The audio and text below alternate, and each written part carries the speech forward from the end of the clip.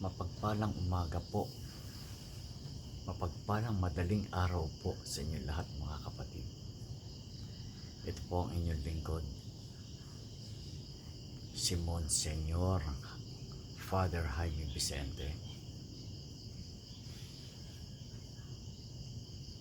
Wala pong pahinga para po sa ating lahat. Puro mga mensahe po ang pinararating sa akin ng Ama na dapat po bilang mga nilikha ng Ama sa ibabaw ng lupa, tayo pong lahat ay makiisa sa mga gawaing kabutihan dito sa ibabaw ng lupa. Sa araw na ito, ipakita natin sa Ama na tayong lahat ay susunod sa kanyang kalooban. Una sa lahat, ano ang uri ng problemang meron tayo,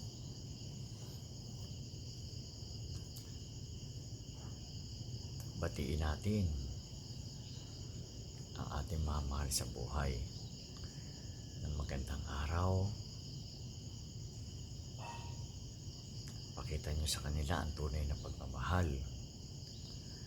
Bigyan nyo sila ng yakap, halik. Ang mga bata, turuan natin manalangin. Araw-araw mga kapatid. Dahil sa panahong ito,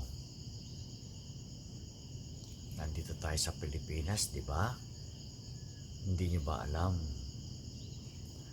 Mayroong mga malalaking kaguluhan sa iba-ibang panig ng bansa. Kaguluhan po, hindi lang po gera.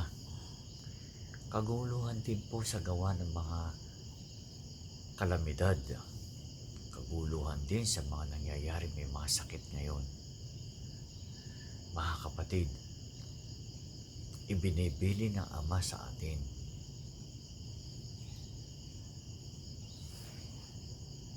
kanya ibinibilin na gumawa ako ng pananggalang para po sa inyo. Mga kapatid, lahat po ng mga pananggalang na pinagawa po sa akin ng Ama,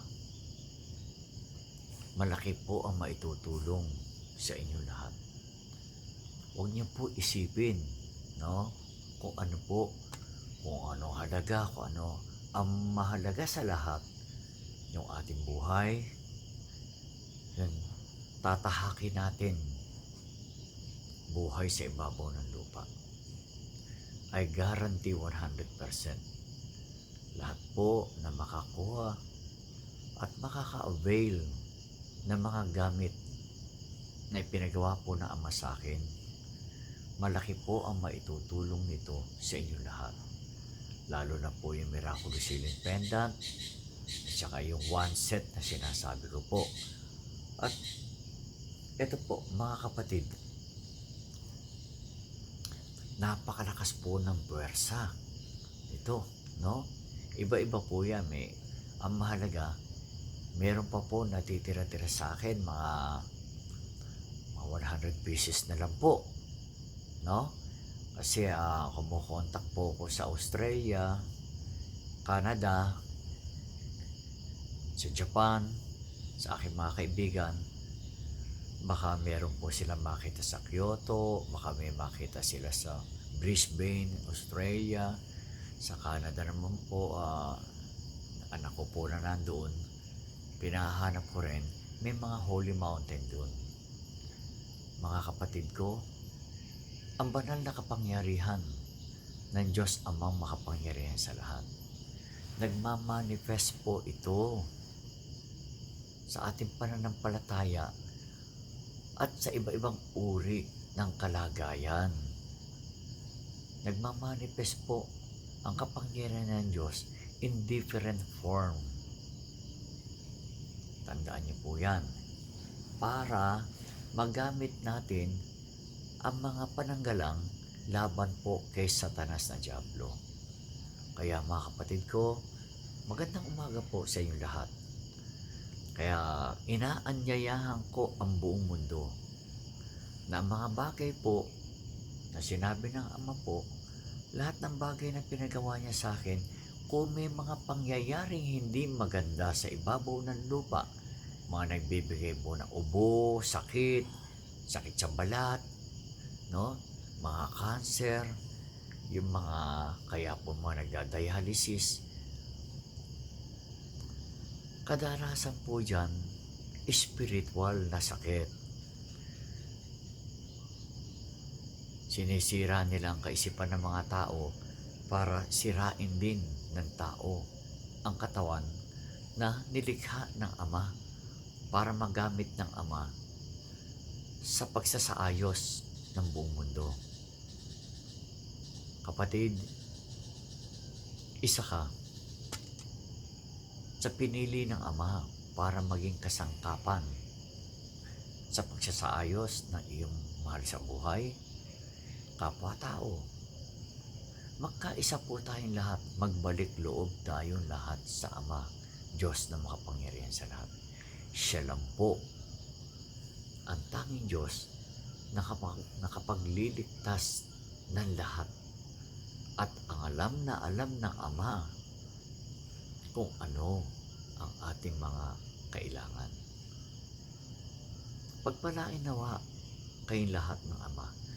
Basta tandaan nyo, lagi naman akong nag-upload ng aking mga gawain.